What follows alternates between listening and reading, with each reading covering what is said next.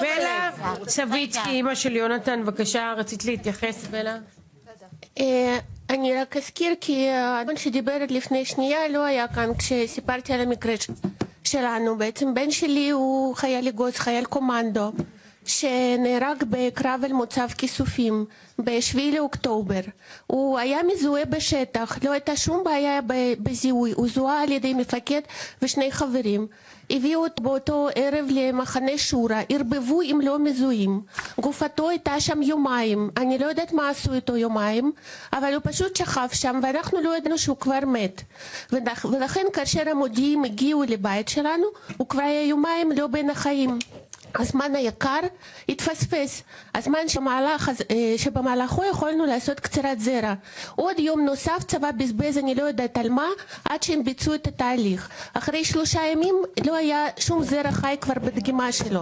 עכשיו פה היו שני מחדלים. מחדל מספר 1, איחור עצום בהעברת הודעה למשפחה, כאשר כל התהליך כרגע מותנה בזה שהורים מבקשים קצירת זרע. הסעיף הזה שהקראתם אותו כרגע, הוא מנתק את שני הדברים האלו, ובצדק. מה הקשר? אם חייל מעוניין בקצירת זרע מגופו, תבצעו את הקצירה. להורים תגיעו מתי שתגיעו. בכל מקרה, זה יהיה יותר מאוחר ממה שאפשר.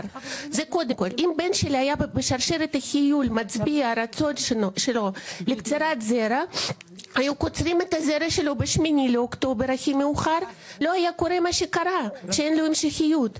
עכשיו, זה שההודעה מההורים חייבת להגיע קודם כל, זה פשוט פותח פתח לאיחורים עצמיים בתהליך הזה. זה קודם כל. המחדל השני הוא שמודיעים בכלל לא סיפרו לנו על אפשרות של קצירת זרע. במקרה שלי זה לא היה נחוץ, כי אני בתחום הבריאות ואני ידעתי על התהליך ואני דרשתי את זה בעצמי. אבל מה עם ההורים שלא יודעים על זה? ולכן זה לא צריך להיות נוהל פנימי של הצבא, שמודיעים חייבים לספר על זה. זה חייב להיות כתוב בחוק. שחובת המודיעים בתהליך המסירה הודעה למשפחה, לידע את המשפחה על קיום התהליך. כי נוהל פנימי של הצבא היום ישנו, מחר איננו. נכון. זה שני דברים שאני מבקשת שיהיו כתובים בחוק. ואני מבקשת בבקשה לשמוע את מה שאני אומרת. אני נתתי את היקר מכל. בן שלי היה מושלם מכל הבחינות, וחמאס חיסל אותו ואת ההמשכיות שלו.